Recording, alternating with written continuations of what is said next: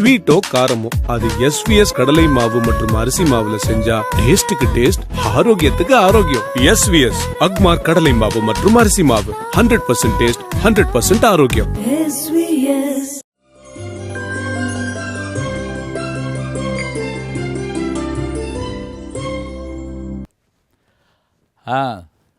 சம்பு சம்பு இங்கதான் இருக்கியா?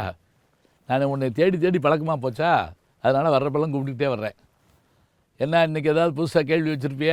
நம்ம மதுரைக்கு மீனாட்சி அரசின்னு சொல்கிறாங்க, அவங்க எப்படி அரசி ஆனாங்க? அதுக்கு எதுவும் கதை இருக்கா? நல்ல கேள்வி கேட்குற.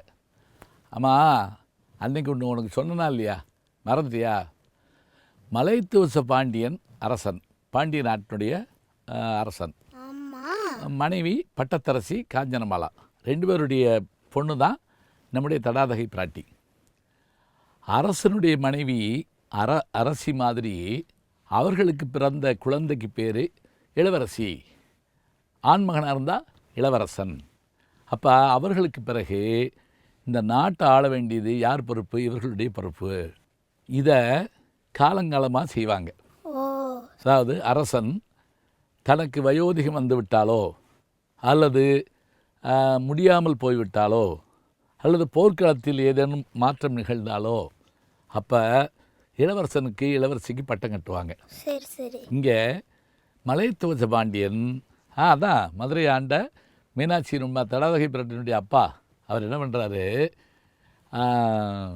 தன்னுடைய மகளாகிய தடாதகை பிராட்டிக்கு நான் உனக்கு முதலே சொல்லி கொடுத்துருக்கேன்ல, என்ன குதிரை ஏற்றம், யானை ஏற்றம், வில் பயிற்சி, வால் பயிற்சிலாம். கரெக்ட். இங்கே வந்துட்டியா? அதெல்லாம் தெரியும் இல்லையா? அப்போ இளவரசனுக்குரிய எல்லா தகுதியும் உள்ள அவங்க என்ன பண்ணுறாங்க, இனிமேல் நமக்கு பிறகு இந்த நாட்டை அவங்க தான் ஆளணும்னு மன்னர் முடிவு பண்ணுறாரு. அதன்படி அவங்க பட்டாபிஷேகம் இருக்கிறாங்க. இந்த பட்டாபிஷேக நிகழ்ச்சியை நம்ம பார்க்குறோம். ரொம்ப உலகத்திலேயே எங்கேயும் பார்க்க முடியாத ஒரு செய்தி. என்ன காரணம் தெரியுமா? அரசர்கள் தான் தங்களுடைய மக்களுக்கு தான் கொடுப்பாங்க, ஆண் மக்களுக்கு தான் கொடுப்பாங்க.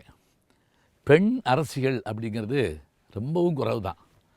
உலக நாடுகள் எல்லாத்தையும் எடுத்து பார்த்தாலுமே இன்றைக்கி தான் எல்லா நாட்டிலையும் பிரதமர்களாக, ஜனாதிபதிகளாக பெண்கள் இருக்காங்க.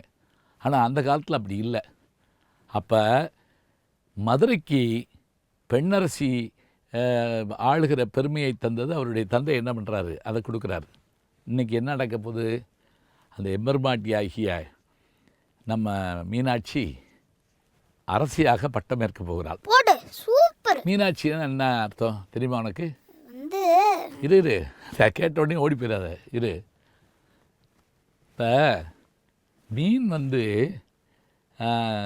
எப்படி குஞ்சு பொறிக்கும் தெரியுமா? தெரியலையே. பயப்படாத, நான் சொல்லிடுறேன். சரி, கோழி எப்படி குஞ்சு பொறிக்கும்? அடகாத்து குஞ்சு பொறிக்கும். அடகாத்து குஞ்சு பொறிக்கும். இப்போல்லாம் மிஷின் வந்துருச்சு, அதை விட்டுரு. அப்படி அடகாக்கிற மாதிரி, அடகாக்கிறதுனா என்ன, முட்டையை அடிக்க வச்சு அது மேலே உட்காந்து 21 நாள் கழித்து ஒவ்வொரு குஞ்சாக வெளியே வரும். சரி, மீன் அந்த மாதிரி அடகாக்க முடியுமா? அப்படி அடகாக்காதான். அது என்ன செய்யுமா, மீனுடைய முட்டைகள் மிதந்துக்கிட்டே இருக்குமா தண்ணியில். கண்ணில் பார்த்துக்கிட்டே இருந்தாலே அந்த முட்டை என்ன ஆகுமா, குஞ்சு பொறிக்கிறதுக்கான வாய்ப்பு வந்துடுமா அதுக்கு. அப்போ கண்ணாலேயே நன்மைகளை செய்யக்கூடியவள் யார் என்று கேட்டால் அங்கையர்கண்ணி மீனாட்சி. பாண்டிய மன்னனுடைய கொடியில் இருப்பது என்ன, கயல், மீன். அதனால் அவளுக்கு பேர் மீனாட்சி. சரி, அப்படிப்பட்ட பேரரசி இன்னைக்கு செங்கோலை பெற்றிருக்கிறாள். செங்கோல்னா அந்த காலத்தில் ராஜா பார்த்தீங்கன்னா, நாடோடி மன்னன் படம் பார்த்துருக்கியா? சரி, ரொம்ப வேண்டாம். பாகுபலி, ரைட். பாகுபலி பார்த்தியல்ல? ரெண்டுமே பார்த்துட்டியா? அதில் யார் பட்டத்துக்கு வர்றதுன்னு சொன்னோன்னே அந்த கையில் செங்கோல் மாதிரி கொடுப்பாங்கல்ல, அதே மாதிரி இங்கே அரசி கையில் செங்கோல் கொடுப்பாங்க. அதில் முக்கியமானது என்ன அப்படின்னா, பாண்டிய மன்னர்களுக்கே உரிய அவர்களுடைய வேப்ப மாலையை, வேப்பம்பூ மாலையை மீனாட்சிக்கு அணிவிக்கிற நாளும் இந்த நாள் தான்.